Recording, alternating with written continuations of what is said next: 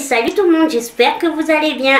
Donc dans cette vidéo, je vous propose de me suivre pendant que je me make-up de tous les jours. Et comme ça, je vais vous expliquer, du moins vous décortiquer un peu les produits que j'applique pour mon maquillage. Je pense que ça peut aider plein de monde, vous et peut-être d'autres qui, je suis sûre que vous avez déjà dû être comme moi à une époque où vous vous demandiez mais pourquoi mettre ça, à quoi ça sert, le pourquoi, voilà, moi je veux pas en trop en mettre, mais pourquoi on me dit de faire ça. Bon, donc là je vous dis pas de faire quoi que ce soit, je vous décris vraiment les produits, à quoi ça sert. C'est tout ce que c'est ce que je vais faire. Voilà, je ne suis pas une experte, mais je pense que je suis capable de vous décrire les produits. Et comme ça aidera, je pense, ceux qui débutent et puis ceux qui se posent encore des questions. Donc, avant de commencer la vidéo, comme d'habitude, n'oubliez pas de me laisser un petit pouce, ça serait cool. De vous abonner si ce n'est pas encore fait, ça me fait super plaisir. Et puis, ça me montre que vous me soutenez. Puis, je suis contente que vous fassiez partie de ma communauté, bien évidemment. D'enclencher la cloche si ce n'est pas encore fait pour louper aucune de mes vidéos. Et puis, participer à la vidéo en faisant des commentaires. On va commencer, c'est parti. Donc, tout d'abord, ça, je pense que tout le monde le sait, mais je préfère le répéter. Avant de se maquiller, il faut avoir un visage bien propre, bien évidemment. D'appliquer une crème hydratante, ça aussi, très très importante. Donc, à partir de là, on peut commencer. Donc, vous pouvez aussi mettre... Moi, je ne le fais pas particulièrement, même quand j'ai des soirées. Mais vous pouvez mettre, vous savez, une base de maquillage qui permet au maquillage de tenir vraiment plus longtemps. Qui aide, qui contribue, on va dire. Voilà. Donc, moi, ça, c'est vrai que j'en mets pas, mais libre à chacun, comme on dit. Après, à partir de là, on passe au fond de teint ou au bébé crème ou au CC crème, voilà. Donc moi, personnellement, je suis plutôt bébé crème et CC crème. J'aime pas le fond de teint, et ça c'est propre à moi-même. Mais il faut savoir que le fond de teint, bien évidemment, c'est un produit de maquillage, vous vous en doutez. Mais le fond de teint vous sert à unifier votre teint, à le matifier et à camoufler les imperfections. Ça, je pense que, bon, je préfère le redire. Il faut savoir que pour choisir son fond de teint, il y a deux critères principaux qui sont la carnation de votre peau et la nature de votre peau. Voilà, ça c'est vraiment les critères les plus importants. Aussi, le fond de teint se présente, vous pouvez l'avoir sous forme liquide ou en poudre. Vous avez, voilà, ce choix-là. Mais c'est vraiment, en plus on dit souvent que le fond de teint c'est plutôt il faut avoir quand même une technique pour le mettre. Alors que, comme moi, la bébé crème qui rassemble produits de maquillage et produits de soins, s'applique vraiment comme une crème, une simple crème hydratante. Il ne faut pas avoir une technique particulière. Il faut savoir que la bébé crème, ça s'appelle le Blemish. Ça s'appelle le Blemish Balm. Ça, je ne savais pas, j'ai appris aussi. Voilà, donc ça, c'est pour la bébé crème. Après, vous avez la CC crème qui, elle, aussi associe maquillage et produits de soins. Mais au niveau, dans la bébé crème, il y a plus de produits maquillage, plus de fond de teint. Alors que dans la CC crème, vous avez plus de produits soins. Donc, votre peau sera unifiée. La couleur s'unifiera à votre teint, à votre carnation et soignera vos imperfections. Alors que la bébé crème camoufle un petit peu plus. Elle se rapproche plus du fond de teint. Voilà. Et après, il y a aussi la DD crème maintenant. Et la DD crème est plutôt pour les personnes à peau très très claire et peau sensible, parce qu'elle contient énormément de soins UV de protection. Et là, ça s'appelle la Daily Défense. Voilà, j'ai appris ça aussi. Je ne connaissais pas. Donc, une fois qu'on a fait ça, moi, pour ma part, donc je vous dis, moi, je mets mon anti-cerne. Donc là, je vous mettrai en bas tous les produits dont je me sers hein, dans la barre d'infos. Donc, je me sers de mon anti-cerne. Et l'anti-cerne sert, bien évidemment, ça paraît tout simple, mais il sert à camoufler les cernes, mais pas que. Il faut savoir que vous pouvez vous en servir hop là, pour unifier, pas illuminer des points de votre visage, pour camoufler aussi des imperfections. Donc c'est pour ça, il ne fait pas que camoufler les cernes, vous pouvez vous en servir pour un petit peu illuminer, parce qu'il y a un peu des agents illuminateurs. Voilà, moi je n'ai pas de cerne, vraiment, mais je m'en sers vraiment parce que je trouve que ça m'illumine et j'aime beaucoup. Moi j'ai tendance à laisser poser le temps que je fais mes sourcils. Donc mes sourcils, je les fais avec un crayon double embout. Quoi faisons-nous nos sourcils? Alors nos sourcils, c'est ça permet d'agrandir le regard, de dessiner le regard. C'est une touche très importante. C'est vrai qu'à une certaine époque, on ne faisait pas les sourcils. Hein. Même moi, je me rappelle l'époque où on les épilait pour qu'ils soient hyper fins. Maintenant, on aime qu'ils soient bien épais et bien dessinés. Mais effectivement, ça permet d'agrandir le regard, de dessiner le regard. Donc, je vous parle de mes étapes, mais par contre, je mets en vitesse rapide quand je les fais parce que sinon la vidéo va durer une plombe. Déjà qu'elle va être pas mal longue. Une fois que j'ai fini de dessiner mes sourcils, et ben j'applique mon anti-cerne. Je le fonds bien avec ce pinceau, avec l'embout qui a une forme de doigt. Donc maintenant, je vais m'appliquer mon bronzer. Donc un bronzer, comme on dit, hein, comme ça s'appelle, ça sert à quoi?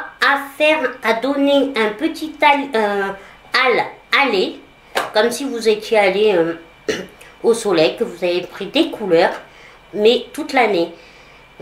C'est très pratique, surtout pour les personnes qui ont la peau claire et qui ne peuvent pas qui craignent de s'exposer au soleil, bien évidemment.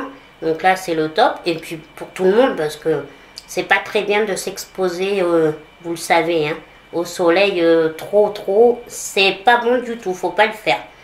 Donc la poudre bronzante, comme le dit son nom, ça sert à ça. Donc il faut savoir, vous en avez plusieurs, des poudres, bien sûr, là aussi.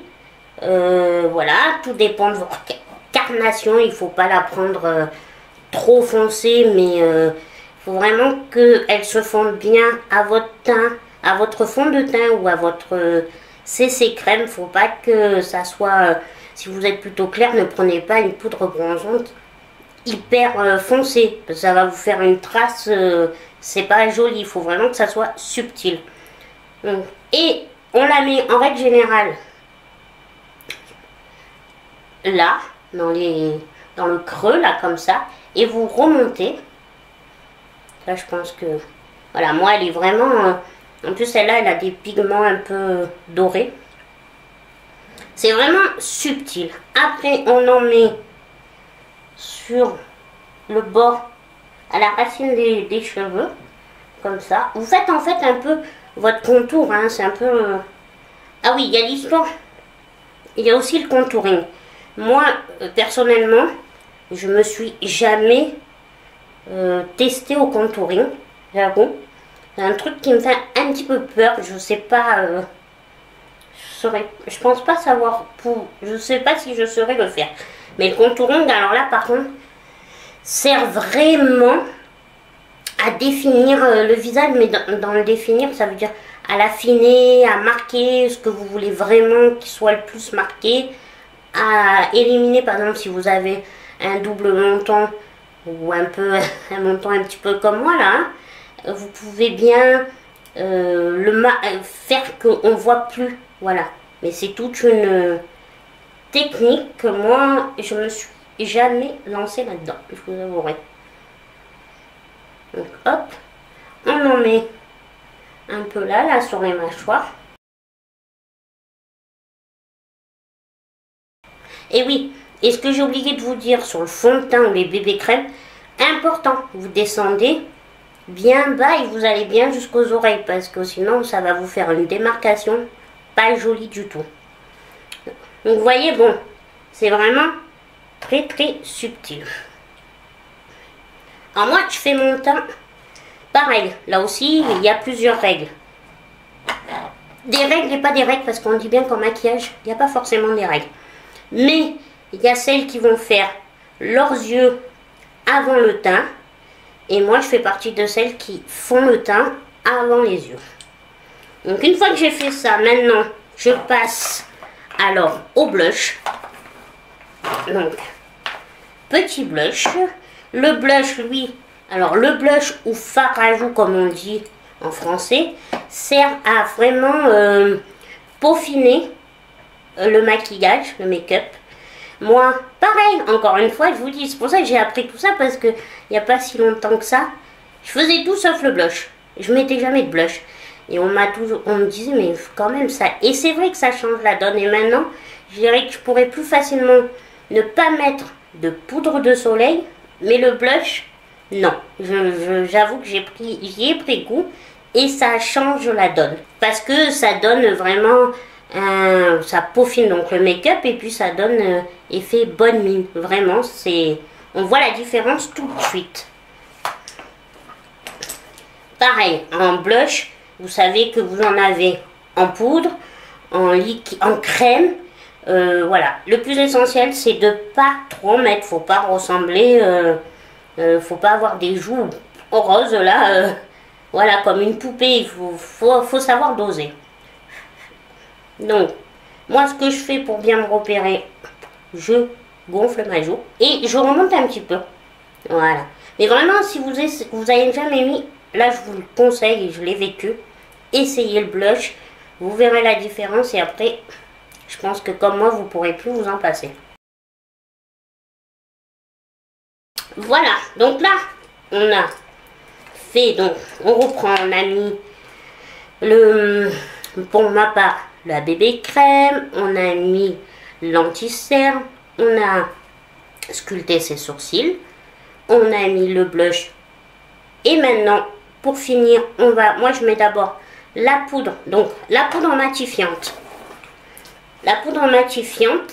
comme cela. Donc la poudre matifiante, elle sert à fixer votre teint, elle vous donne une peau veloutée et illumine un petit peu, elle illumine et elle aide aussi à faire tenir le blush. Oui, ça sert aussi à ça. Et puis bien sûr pour les personnes qui ont énormément de sébum, voilà, ça permet de pas briller, Vous en mettez après où vous brillez le plus, comme ça. Moi je mets sur la zone T. Voilà, je remets un peu partout. Voilà, pour vraiment unifier tous les produits sont bien, voilà, ça s'est confondu, ça fait nickel. Une fois que j'en suis arrivée là, moi je m'attaque au fard à paupières. Pareil, les fards à paupières, ce n'est pas une obligation, vous n'êtes pas obligé de vous mettre du fard à paupières. Voilà, après tout dépend, là je vais faire très simple. Alors, oui. Il y a aussi, pour les fards à paupières, vous avez la base à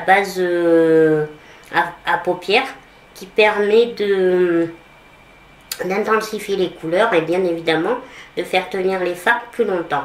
Ou sinon, si vous n'en avez pas, vous pouvez vous servir de votre anti-cerne en guise de base à paupières. Donc comme moi j'ai mis de l'anti-cerne, voilà, je fais simple là. Je vous retrouve après. Je vous épargne la pose des fards à paupières. Et pour ceux qui sont intéressés de savoir comment je fais mes make-up des yeux, il y a plusieurs tutos sur ma chaîne. Je vous y invite à aller voir. Pas compliqué. Donc, maintenant, je passe à mon trait de eyeliner. Alors, le trait de eyeliner, ça fait peur à beaucoup de monde. Mais il faut savoir que, bien évidemment, plus vous vous entraînez, plus vous y arriverez. Et après, vous ferez ça facilement. Comme je vous dis régulièrement, si moi je peux le faire, vous pouvez le faire. Donc, le trait de eyeliner sert bien évidemment à agrandir son regard. Comme je vous l'ai dit dans la précédente vidéo, ça, voilà, si vous aimez votre regard, ça vous permet d'intensifier votre regard et capter le regard de l'autre. C'est vraiment pour moi, c'est un indispensable, le trait de eyeliner. Il y en a beaucoup pour qui ce n'est pas un indispensable.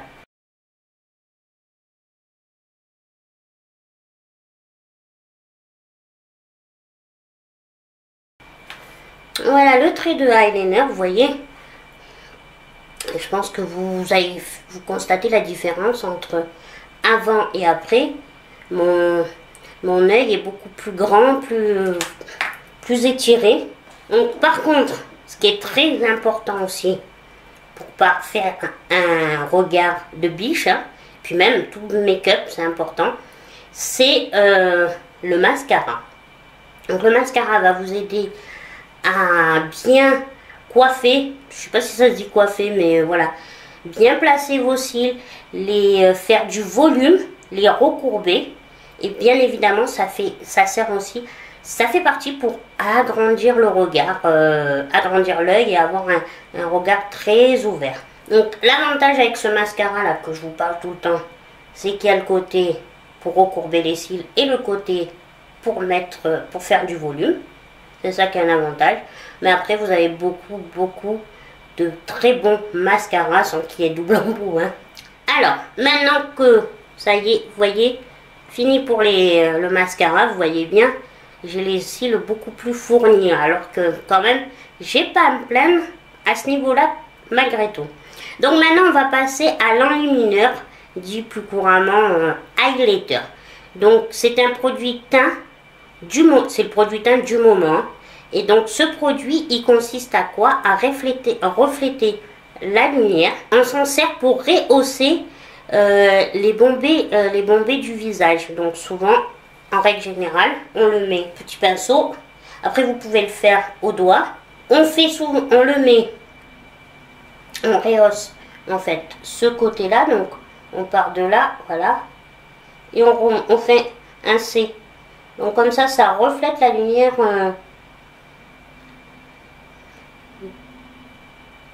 vers vous. Ça reflète la lumière pour attirer le regard vers vos yeux.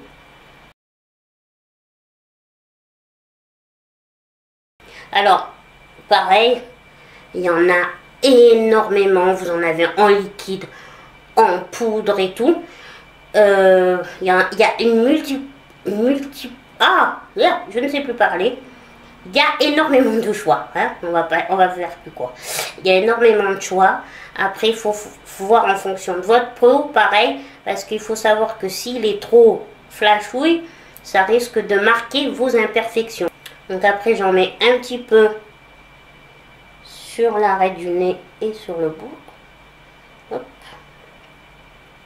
Et alors, où c'est vraiment le top, à l'arc de Cupidon. Voilà. Voilà pour l'enlumineur. Vous pouvez aussi en mettre en dessous de votre arcade sourcilière, parce que ce qui est bien quand on met des fards à paupières, on met toujours un fard lumineux sous l'arcade sourcilière pour vraiment éclaircir. Donc non, voilà, une fois que j'ai fait ça, je finis par les lèvres. Donc je mets pas automatiquement, ça c'est pas automatiquement, mais je fais là aujourd'hui un contour des lèvres. Mais c'est vrai que ça redessine vos lèvres, surtout si vous avez un peu des lèvres fines, ça peut vous permettre de un petit peu les redessiner un peu plus, qu'elles paraissent un peu plus épaisses. Donc en règle générale, on accorde le crayon à lèvres. C'est souvent ce que font. On accorde le crayon à lèvres au rouge à lèvres. Mais après, c'est pas non plus une obligation. Là, vous voyez, j'ai mis un contour de lèvres marron et je vais mettre un rouge à lèvres glossy au rouge. Et voilà pour mon make-up du jour. Oui, voilà, le make-up d'aujourd'hui. Donc, écoutez, ça m'a fait plaisir. J'espère qu'à vous, cette vidéo vous sera utile, que mes explications ne seront pas trop confuses et que, au contraire, ça vous aura guidé sur le pourquoi, du comment de tous ces produits. Voilà, donc n'hésitez pas à me dire en commentaire ce que vous en avez pensé. Si la vidéo, si vous voulez d'autres vidéos un peu comme ça, si vous voulez que je vous parle des pinceaux et tout ça, vous me dites, n'hésitez pas. C'est vous qui me dites et je ferai ce que vous avez envie. Je vous fais, et puis, petite parenthèse, désolée si elle a duré un petit peu longtemps. Je vous fais des bisous et je vous dis à une prochaine vidéo. Bisous, bisous.